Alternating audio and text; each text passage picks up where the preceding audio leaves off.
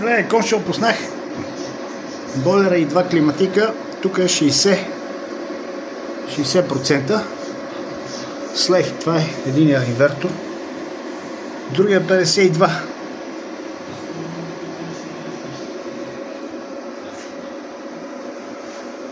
Ето сега. 110%. Това ако бех с един, но сега да изключвам. Ама сега двата си помагат.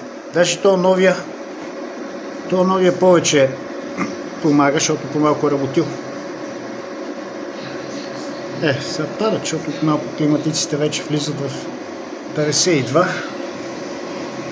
59, 60, 110%. Помагат си, дават си енергията. Като се включи на мрежа, тук тия стойности се изравняват. Сега от батерия, защото са различни дължините на тия кабели и всеки иззима според кой колко може. И така, като депутатите как си взимат кой колко може. Това е.